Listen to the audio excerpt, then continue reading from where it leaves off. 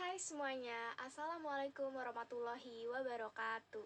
Perkenalkan, nama saya Talita Anindya Nariswari, kelas 12 MIPA 3, SMA Negeri 3 Kabupaten Tangerang. Hari ini saya akan membuat video untuk memenuhi tugas ujian praktik Bahasa Indonesia yang dibimbing oleh Bapak Rizky Hidayatullah Nurhikmat, Master Humaniora GR. Video kali ini saya akan memaparkan tentang teks artikel saya yang berjudul Pernikahan Anak Melanggar Hak Anak. Disimak ya. Di masa pandemi saat ini, sedang marak terjadi kasus pernikahan anak di bawah umur. Kasus tersebut disebabkan oleh banyak faktor pendukung, seperti stigma masyarakat yang menyatakan bahwa anak adalah beban keluarga, atau terhalang perekonomian keluarga. Kebanyakan anak dinikahkan secara paksa, karena terhalang oleh faktor ekonomi. Padahal, setelah anak tersebut dinikahkan, belum tentu pernikahannya berjalan secara lancar, apalagi seorang anak pemikirannya masih cenderung labil atau belum stabil, baik secara mental maupun fisik. Saat ini, kita sebagai murid diwajibkan untuk belajar secara online atau daring dari rumah dan tidak bertatap muka secara langsung. Banyak orang tua yang mengeluhkan karena anaknya tidak belajar secara tatap muka, sehingga dia lebih sering untuk berpacaran daripada belajar dan melupakan kewajibannya sebagai seorang siswa. Seperti, bukan hanya orang tua yang memaksa anaknya untuk menikah karena beberapa faktor. Ada juga anak yang sangat menginginkan pernikahan sampai dia melakukan yang namanya kawin lari. Tentu saja sebagai orang tua, mereka melarang anaknya untuk menikah lebih dulu atau menikah sebelum waktunya. Akan tetapi, banyak anak yang berpikiran bahwa mereka masih bisa hidup dengan baik walaupun mereka menikah di usia yang sangat muda. Mereka tidak memikirkan resiko ke depannya. Agar tidak terjadi hal yang tidak diinginkan, maka orang tua terpaksa untuk menikahkan anaknya yang masih di bawah umur tersebut. Ada juga stigma yang beredar di masyarakat, terutama di kalangan perempuan, yang menyebutkan bahwa untuk apa perempuan mengemban pendidikan yang tinggi kalau nantinya orang tersebut hanya akan menjadi ibu rumah tangga. Padahal hal tersebut salah besar. Harusnya kita memikirkan masa depan kita nanti akan bagaimana. Kalau kita hanya mengikuti nafsu sesaat, kita tidak akan tahu apa yang akan terjadi di masa mendatang. Seseorang yang bahkan sudah cukup umur dan sudah siap secara mental maupun fisik untuk menikah masih bisa berakhir dengan perceraian. Apalagi bila seorang anak yang bahkan belum siap secara mental maupun fisik atau bisa disebut mentalnya masih labil, menginginkan untuk menikah, anak tersebut bisa berakhir di kursi perceraian.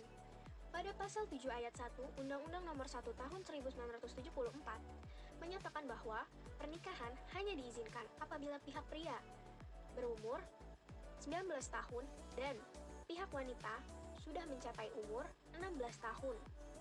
Akan tetapi, karena ketentuan tersebut mengakibatkan pihak wanita terjadi yang namanya pernikahan dalam usia anak.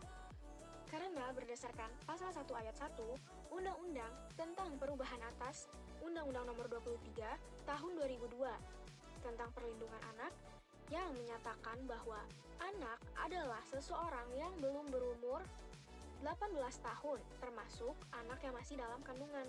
Mahkamah Konstitusi Republik Indonesia melakukan berbagai pertimbangan untuk mencegah pernikahan dalam usia anak. Oleh sebab itu, Mahkamah Konstitusi mengeluarkan putusannya yang memerintahkan bahwa pembentuk undang-undang dalam jangka waktu 3 tahun untuk melakukan perubahan terhadap Undang-Undang Nomor 1 Tahun 1974 tentang perkawinan. Berkat putusan tersebut, bisa mengurangi tingkat kelahiran penduduk Indonesia dan tentunya juga bisa mengurangi yang namanya perkawinan dalam usia anak, terutama pada pihak perempuan. Perubahan dalam Undang-Undang Nomor 1 Tahun 1974 menjangkau batasan usia perkawinan bagi pihak wanita menjadi 19 tahun atau setara dengan batasan usia bagi pihak pria untuk melakukan perkawinan. Dalam batas usia tersebut, seorang wanita dinilai telah matang jiwa dan raganya untuk dapat melangsungkan perkawinan dan dapat mewujudkan tujuan perkawinan secara baik tanpa berakhir pada perceraian, dan mendapatkan keturunan yang sehat dan berkualitas, serta dapat terpenuhinya hak-hak anak sehingga mengoptimalkan tumbuh kembang anak, dan orang tua dapat memberikan akses pendidikan yang tinggi kepada anak.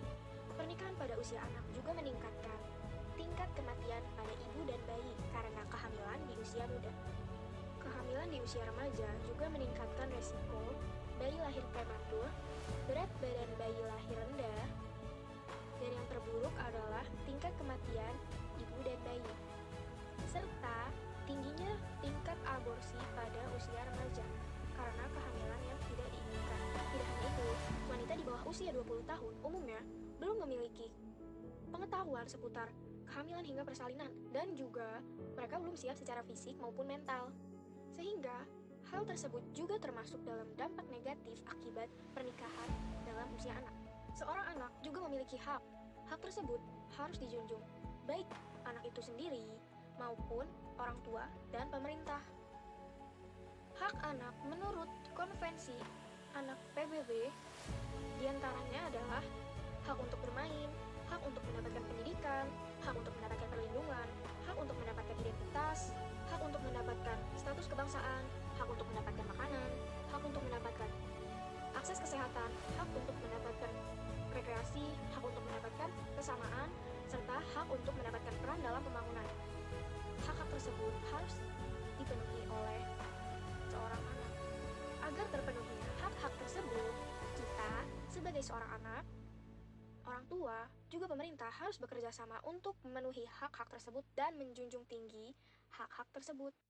Oleh sebab itu, kita semua harus menghapus berbagai stigma negatif yang ada di masyarakat tentang pernikahan seorang anak, termasuk pernikahan karena paksaan dari orang tua atau karena keterbatasan ekonomi. Tentunya, setiap anak memiliki hak untuk berpendapat dan memilih pasangan hidupnya masing-masing. Sebagai orang tua, tentunya tidak boleh memaksakan kehendak dalam menikahkan anaknya, apalagi yang masih di bawah umur. Orang tua juga harus mendidik dan membimbing anaknya agar tidak ke jalan yang salah dan membantunya dalam mencapai cita-cita serta menentukan masa depannya nanti. Maka dari itu, baik orang tua maupun anak harus terus berkoordinasi dan saling mengingatkan apabila ada hal yang salah dan tidak sesuai dengan kehendak mereka. Orang tua juga harus membimbing anaknya agar tidak ke jalan yang salah. Demikian penjelasan yang dapat saya berikan. Kurang lebihnya mohon maaf. Billahi taufiq wal hidayah. Wassalamualaikum warahmatullahi wabarakatuh.